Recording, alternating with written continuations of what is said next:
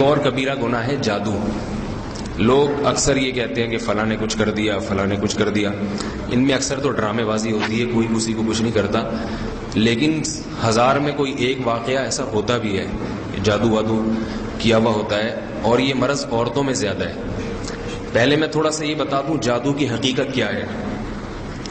جادو میں ہوتا یہ ہے کہ جب آپ کسی کو نقصان پہنچانے کی ٹھان لیتے ہیں تو یہ عامل وامل لوگ یہ کچھ ایسے پلید اور ناپاک عمل کرتے ہیں اور بہت ہی وحشتناک قسم کے ایسے اعمال کرتے ہیں جس سے جنات خوش ہو جاتے ہیں. وہ جنات جو کافر ہیں، نافرمان ہیں. مثال کے طور پر قبرستان میں جا کے بچوں کی مردوں کی ہڈیاں نکالیں گے، اس پہ عمل کریں گے. اب معصوم بچہ ہے، اس کی مردہ ہڈی نکالنا یہ وحشتناک عمل ہے.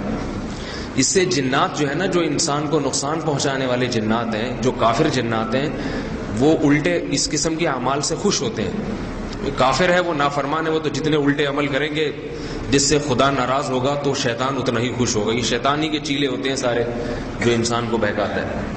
بعض لوگ ایسا کرتے ہیں کہ کوئی چوزا ہے، اب چوزا مرغی کا وہ بڑا معصوم سا ہوتا ہے، اس کو ہر ایک کو ترس آتا ہے، تو اس چوزے کو لے جا کے زندہ دفن کر دیا.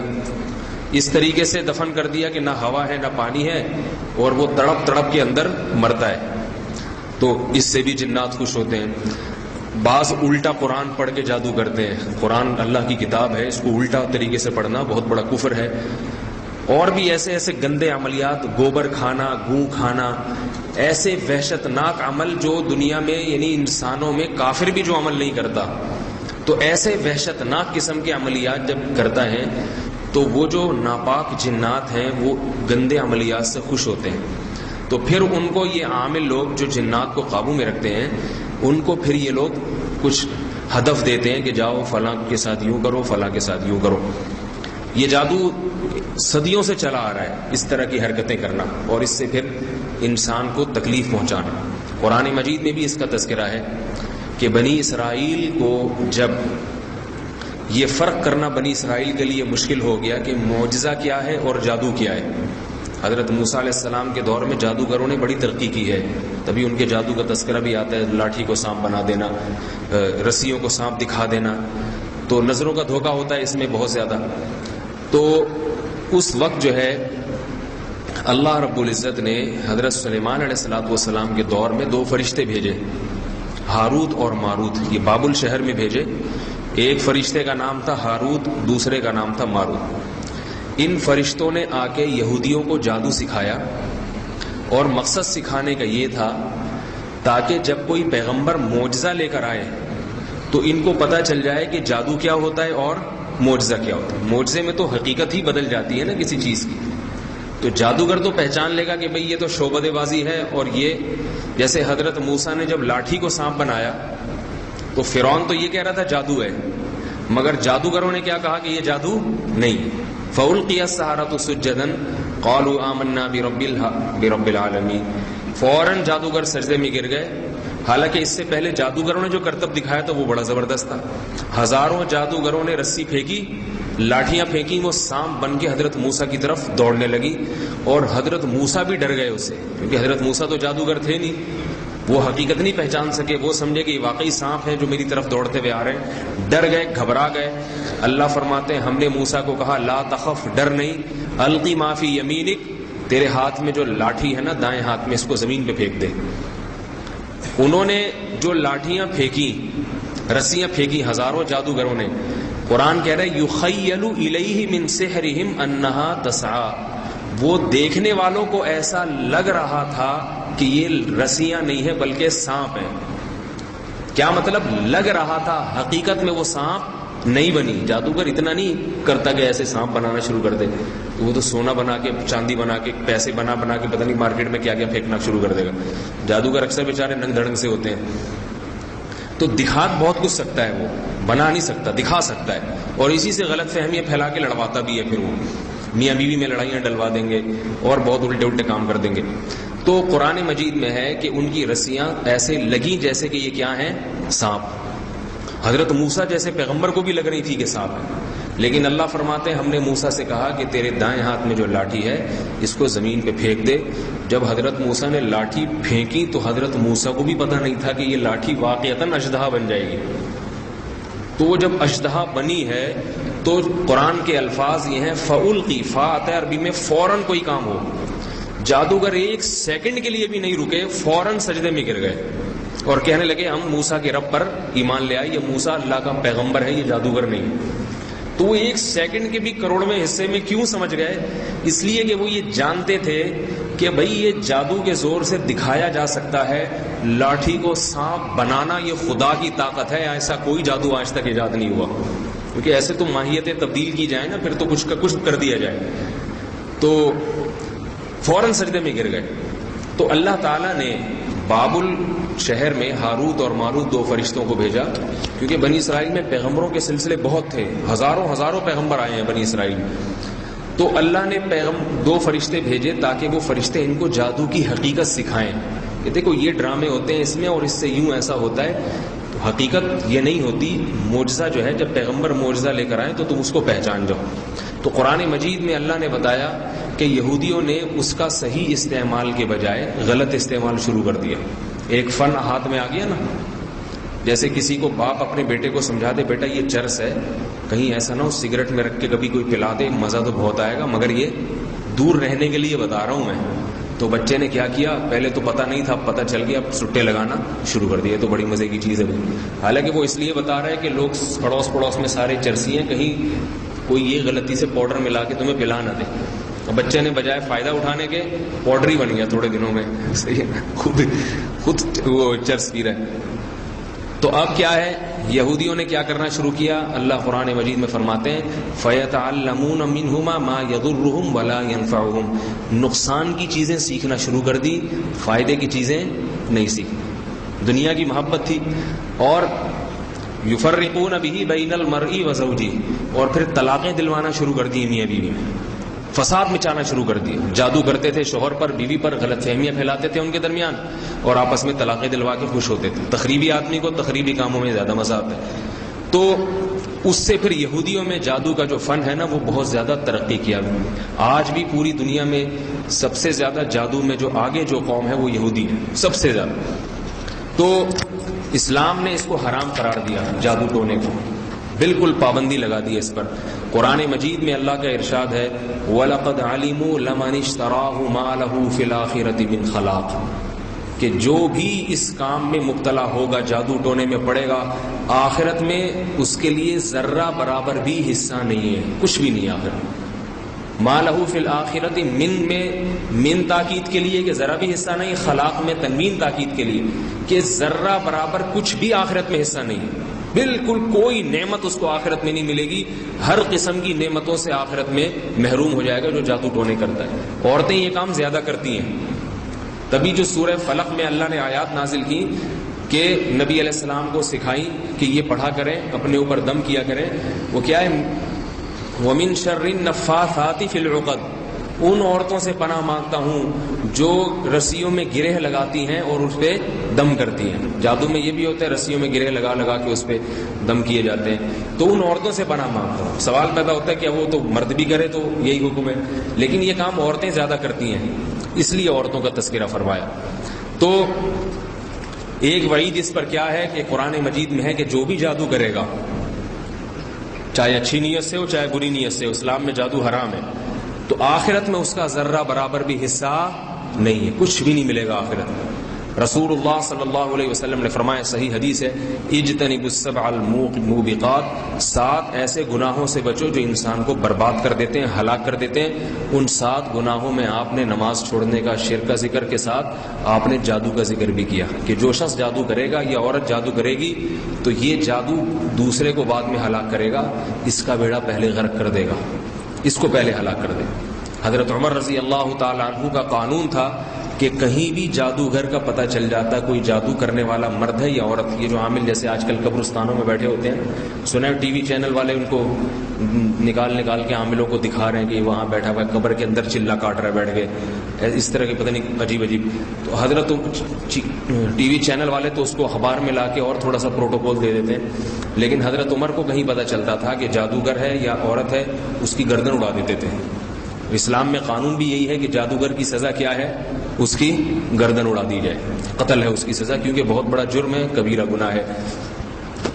تو ایک چیز البتہ اس میں یہ ضرور سمجھ لینی چاہیے, عام طور پر آج کل جو جادو کیا جاتا ہے جب میاں بیوی میں طلاق ہوتی ہے نا, تو ساسیں بہوؤں پہ, سب ساسیں ایسی نہیں ہیں کہ یہ اپنی ساسوں پہ شک کرنا شروع کر دیں. جو ہمارے سامنے کیسز آ رہے ہیں سسرال والے بہوؤں پہ کرا دیتے ہیں واپس لانے کے لیے. اس میں بیچاری کی طبیعت پھر خراب ہوتی ہے اور پتہ نہیں کیا کیا ہوتا رہتا ہے اس کو. اس میں اور اس طرح بعض لوگ کرا دیتے ہیں کسی کے اوپر عاملوں سے رابطہ کرنے کے لیے. اس میں ایک بات بہت اچھی طرح سے سمجھ لیں, خدا نہ خواستہ کسی پہ اگر جادو ہو جائے اس کی علامات یہ ہیں کہ اس پہ پھر جنات آتے ہیں. سمجھ رہے ہیں نا, وہ میڈیکل رپورٹیں سب کلیئر آئیں گی. یہ میں اس لیے علامات بتا رہا ہوں کہ آج ہر تیسرا آدمی اپنے آپ پر یہ سمجھ کے بیٹھا ہوا ہے کہ مجھ پہ کسی نے کچھ کیا ہوا. وہمی آدمی کا دنیا میں کوئی علاج نہیں, وہ بہتر ہے مر جائے تو زیادہ اچھا ہے, کیونکہ خود بھی پریشان ہوگا, مولوی صاحب کو بھی پریشان کرے گا, اپنے گھر کو بھی, پورے محلے کو پریشان کرے گا. ایسے آدمی کی جادوگر کو بعد میں مارو, ایسا آدمی پہلے مر جائے تو اچھا ہے. تو وہمیوں کا اسلام میں کوئی بھی, بعض لوگوں کو وضو کا وہم ہو جاتا ہے, 8 گھنٹے استنجا کرتے ہیں, ان کو یہ تسلی نہیں ہوتی کہ پتہ نہیں میں استنجا ہوا بھی یا نہیں ہوا. وضو خانے پہ بیٹھیں گے تو 1 گھنٹہ ریگ مال سے گھسائی کرتے رہیں گے باقاعدہ, ان کو یقین نہیں آتا شاید کوئی جگہ خشک رہ گئی ہو. وہمی آدمی کا دنیا میں کوئی بھی علاج نہیں. تو میں اس لیے علامات بتا رہا ہوں کہ واقعتاً بعض علامات ہوتی ہیں جس سے اندازہ ہو جاتا ہے کہ اس پہ کیا ہے, جادو.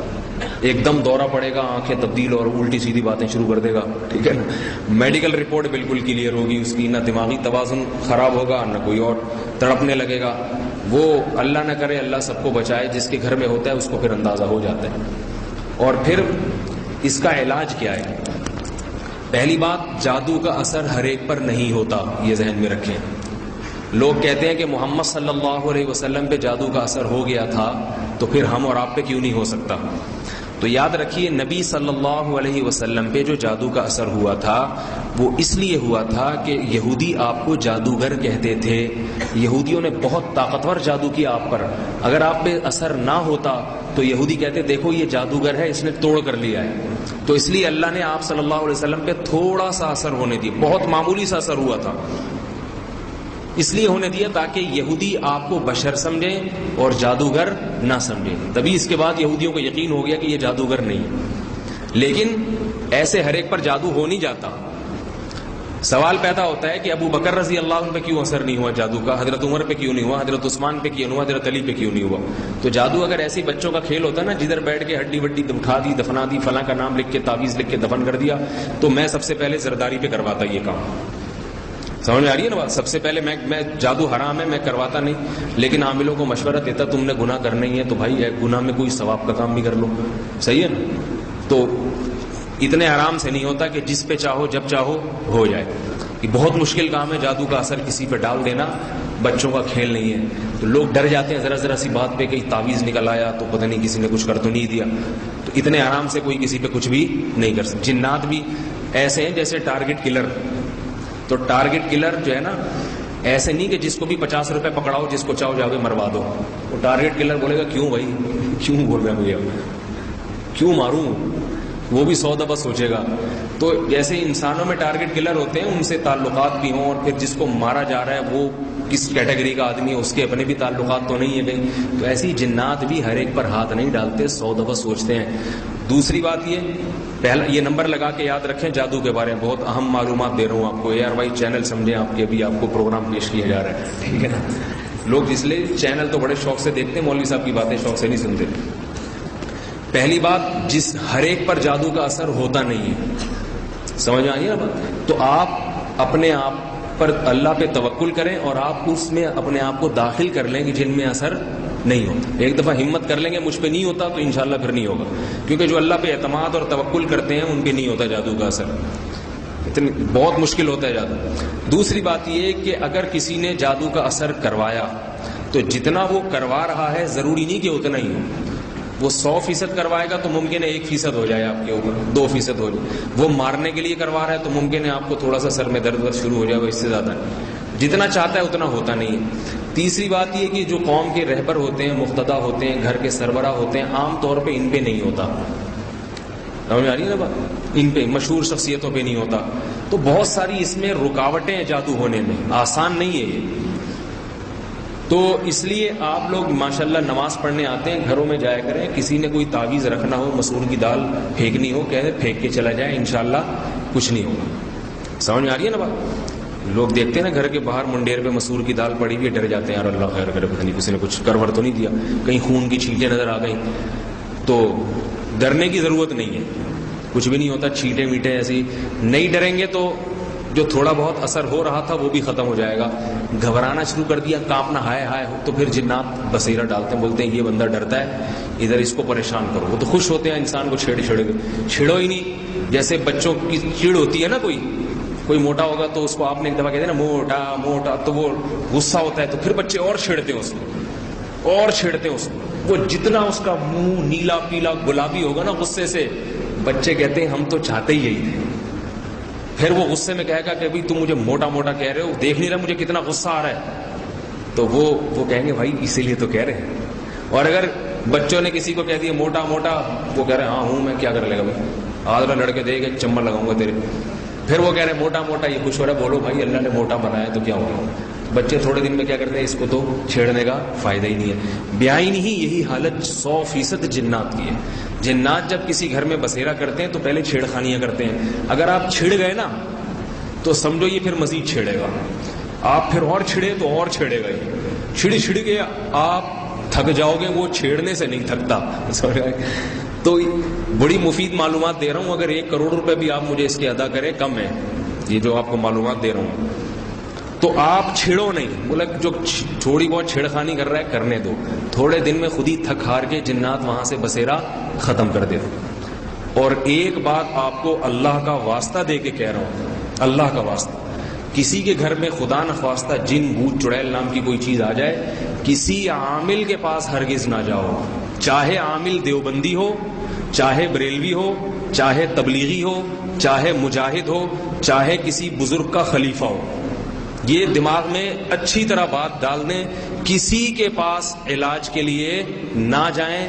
یہ بڑے کم بخت ہوتے ہیں, میں آپ کو کیا بتاؤں, بڑے کم بخت ہوتے ہیں. چاہے اس کے چہرے پہ تہجد کے نور کے درجنوں نشانات پڑے ہوں, نور کی بالٹیاں انڈل رہی ہوں, ان کے پاس نہیں جاؤ, کبھی بھی نہیں جاؤ. یہ بیڑا غرق کر دیں گے, آپ کا بیڑا غرق کر دیں گے. یہ آئیں گے آپ کے گھر میں, سونگھیں گے سب سے پہلے, بولیں گے ادھر اتنی چڑیلیں, اس الماری میں اتنے بھوت رکھے ہوئے, اس ڈبے کے نیچے اتنی چڑیلیں گھسی ہوئی ہیں. ہوگا کچھ بھی نہیں. سوال پیدا ہوتا ہے جب اتنے نیک لوگ ہیں تو یہ جھوٹ کیوں بولیں گے. تو یاد رکھو, عامل کی 2 قسمیں ہوتی ہیں. عامل کی ایک نیک عامل اور ایک برے عامل. نیک عامل وہ ہے جن کے تبلیغ میں وقت لگا ہوا, کسی بزرگ کے خلیفہ ہیں, یا یہ کہ کہیں نیک ہیں, وہ مانتا ہوں میں نیک. اب سوال پیدا ہوتا ہے وہ فراڈ کیوں کرتے ہیں پھر. تو جواب یہ کہ وہ فراڈ نہیں کرتے, عملیات کر کر کے ان کا دماغ خراب ہو چکا ہوتا ہے. نیک کا بھی دماغ خراب ہو جاتا ہے, لہذا اس کو خود بخود کچھ چیزیں نظر آنا شروع ہو جاتی ہیں. یہ اتنے چلے ولے عامل لوگ کراتے ہیں نا, نیک عامل بھی, کہ ان چلوں سے سب سے پہلے دماغی توازن خراب ہوتا ہے. اور اس کی وجہ سے وہ کتنا ہی نیک کیوں نہ ہوگا, آپ پہ کچھ بھی نہیں ہوگا تو اس کو نظر ضرور آئے گا.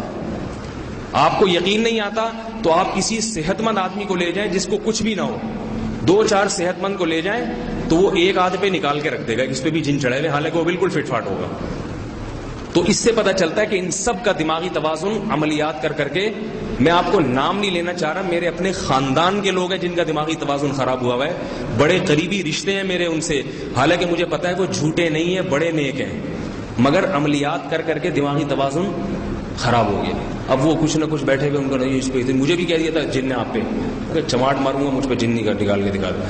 تو ہمارے جامعۃ الرشید کتنا معتبر ادارہ ہے نہیں, اس میں 1-2 عالم ہیں, 17 قاری ہیں, بڑی بہترین قرات پڑھتے ہیں, قرآن پڑھ کے روتے ہیں, اتنے نیک.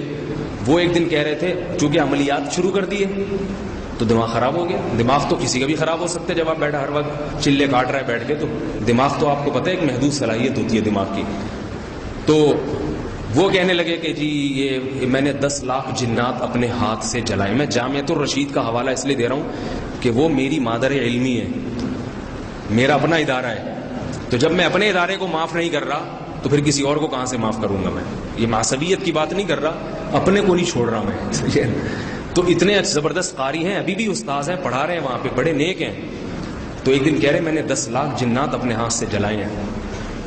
تو مجھے خیال ہوا کہ اتنا کچھ زیادہ ہو گئی ہے. 10 لاکھ 4 آدمی مار دو نا جان سے, تو پھر آدمی ساری زندگی چھپتا پھرتا ہے یا نہیں ہے؟ آدمی کو مارنا آسان ہے, جن کو مارنا, جن تو ایک رکھ کے لگائے گا. سلیمان علیہ السلام نے کہا تھا نا کہ کون ہے جو ملکہ سبا کا تخت اٹھا کے لے آئے, ہزاروں سینکڑوں کلومیٹر دور سے. جن نے کہا تھا میں آپ ابھی لے آتا ہوں اٹھا کے.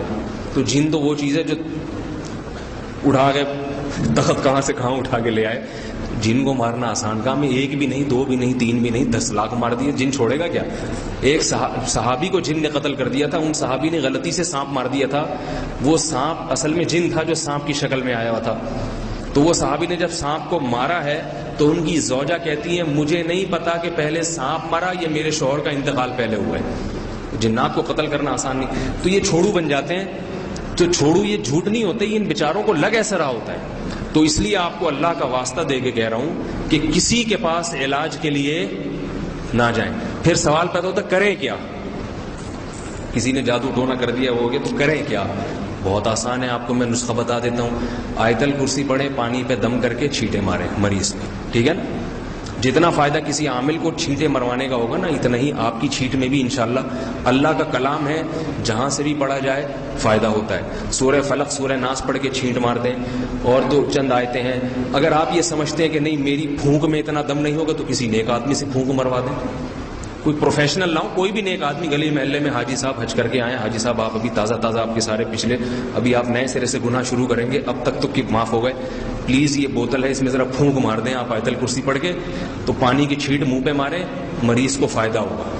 سمجھ میں آ رہی ہے نہیں آ رہی؟ نیک آدمی کی پھونک کا ذرا زیادہ فائدہ ہوتا ہے, اس میں برکت اللہ زیادہ رکھتے ہیں, ٹھیک ہے نا. اور خود بھی مار دیں انشاءاللہ فائدہ ہوگا.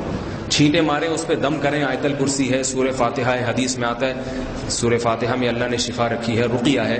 ایک صحابی نے دیکھا کہ ایک یہودی پہ جن چڑھا ہوا ہے, وہ ایسا بالکل اس کو جکڑا ہوا تھا. تو صحابہ کرام بھی عامل نہیں تھے کہ چلے ولے کاٹے انہوں نے جنات اتارنے کے لیے. تو وہ یہودی نے دیکھا یہ نیک لوگ لگ رہے ہیں, تو ان کے پاس آ گیا کہ بھائی تھوڑا سا اس پہ دم بم کر دیں. تو انہوں نے کہا ایک شرط پہ دم کروں گا, اتنی بکریاں ہمیں دو.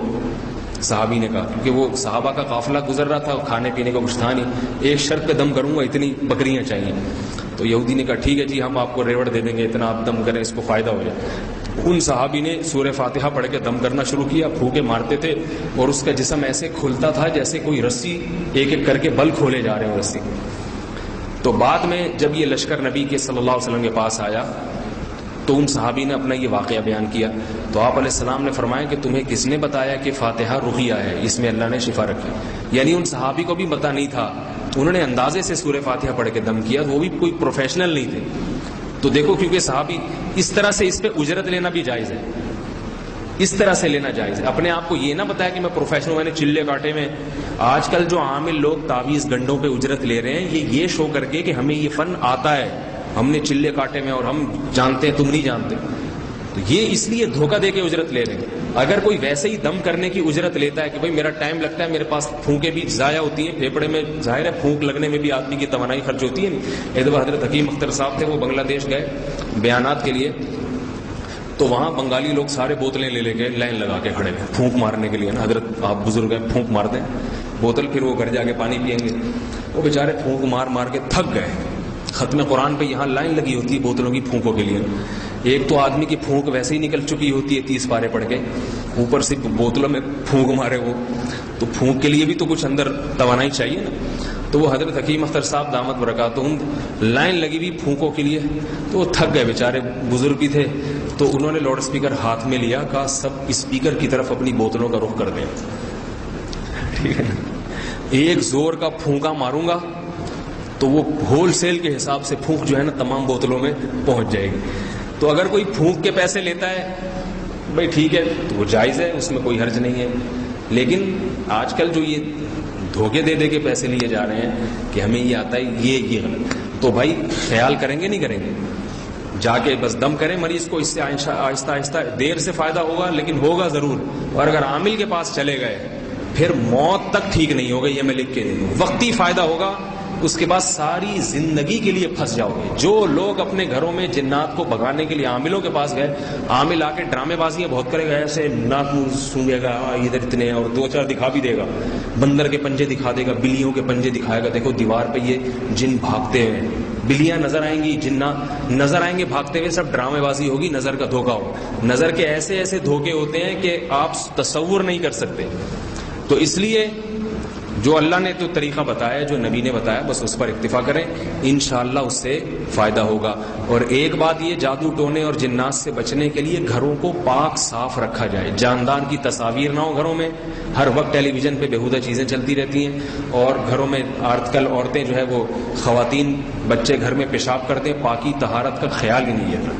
گدوں میں اتنا منو ٹنو پیشاب جمع ہوتا ہے، اگر کسی گھر کے گدے کو جا کے چادر اٹھا کے سونگ لیں آدمی بے ہوش ہو جائے گا. تو جنات کو ناپاک چیزوں سے محبت ہوتی ہے، ناپاک جگہوں پہ آتے ہیں. صفائی ستھرائی والے ماحول میں جنات نہیں آتی. یہ جادوگر جو جنات کو قابو میں کرتے ہیں نا، یہ گوں کھاتے ہیں باقاعدہ.